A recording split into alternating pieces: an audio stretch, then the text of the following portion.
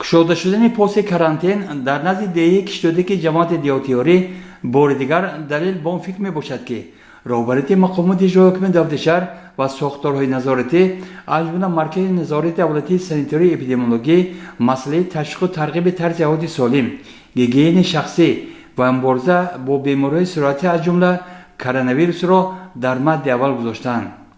روزی به این منطقه آمدن شاهد بودیم که متخصصان با تجهیزات ضروری حرارت هر یک مسافر این خط را دقیق سنجیده بعداً برای وارد شدن به پنجکین اجازت میدادند. من رستم و علاءالدین استقامت کننده ناحیه پنجکین دیهه فراب وقتی از دوشنبه به سمت پنجکین حرکت کردن در راه مرکز نظارت دولتی سانیتری اپیدمی شهر پنجکین موانع طبی ما رو گذراندن بسیار خوب است. ماشین ها رو دزینفکسیون میکنن و آدم ها رو حرارتشان رو میسنجن. نظر به اطلاع متصدیان همه روزه از این پست تا 200-300 نفر مسافران بعد تشخیص عبور می نمایند.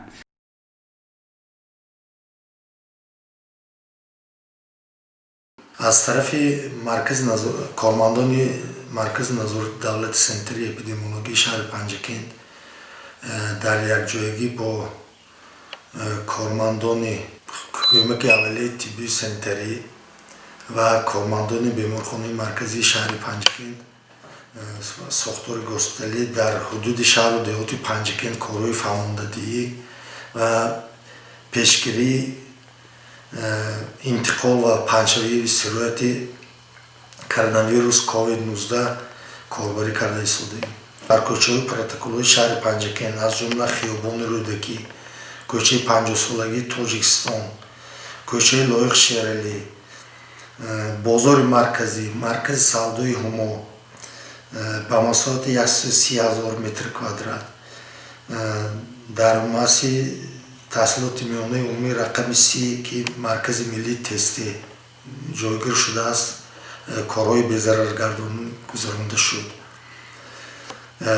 اینچنین 286 عدد نقلیات های مسافر کش که با کشاندن مسافران مشغولند در چهارهای بی‌ضرر گردانی گذرانده شده. همه بناهای بلند آشمانه که در حدود شهر پنجکین جایگیر شدند بی‌ضرر گردانده شدند.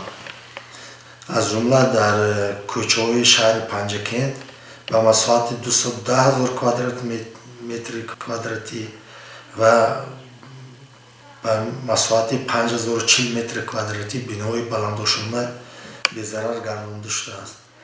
210 عدد نقلیات های مسافرکش بی‌ضرر گردانده شده است. از طرف کارمندان مرکز سلامتی شهر پنجکین در 8692 خواجگی طواف منزل زیست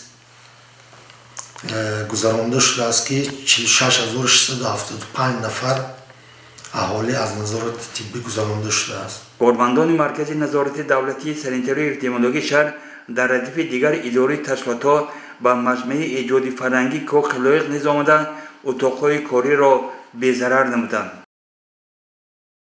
امید باوری است که ساکنان شهر دیهات پنجکین در این معرکه بی‌طرف نشده ساختارهای طبی و نظارتی را دستگیری خواهند کرد.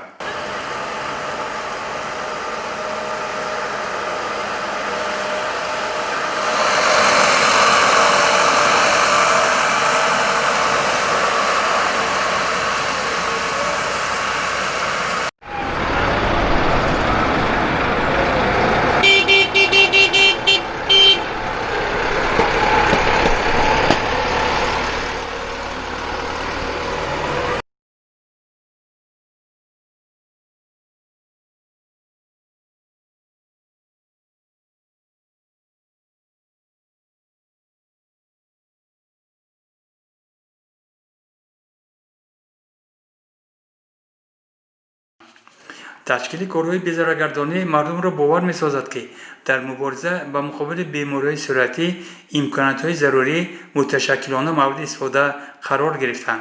همزمان ثبوت ملاقات‌ها با اهالی بابت بیماری‌های سرطانی و راه‌های پیشگیری آن دلیل بوده می‌تواند که قسم بیشتری اهالی در این مسئله معلومات کافی دارد و تیار است که در این سمت کارمندان مرکزی نظارت دولتی سانیتری اپیدمیولوژی، قسم سوختار خاموشکنی، اداره آب و تشتاب و دیگر ساختارهای ضروری را جانبداری نماید.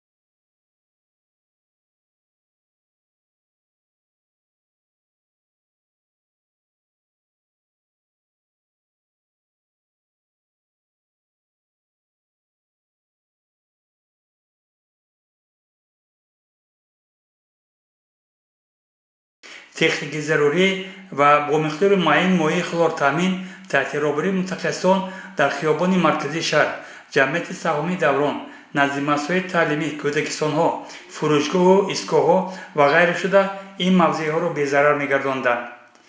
در جریان بی‌ضررگردانی به مردم سبب و ضرورت این عملیات فهمانیده از آنها دعوت به عمل آورده می‌شد که بی‌ضرورت از خانه نبرند، گیگین شخصی را رعایت نمایند و سفارش دستور طبیبان را در مورد پیشگیری بیماری سرطانی قطعی رعایت نمایند. باید یادآور شد که امروزها مسئله پیشگیری بیماری سرطانی از جمله کرونا ویروس کسی را بی‌طرف نمی‌گذارد، زیرا این همه پیشگیری از بیماری‌های سرطانی تنها به خاطر حفظ سلامتی مردم، پیشگیری بیماری‌های سرطانی از جمله کووید 19 بوده است. متصدیان بی‌ضررگردانی در کوچه‌های پرتکاهی شهر، بیناهای بلندآشانه، نقلات مسافرکشان، مؤسسه‌های تعلیمی، بیمارخانه‌ها، مرکزهای سودا، بازارها واقع در حدود شهر و غیره شده با استفاده از محلول مخصوص تدبیرها را پیاده بساختند.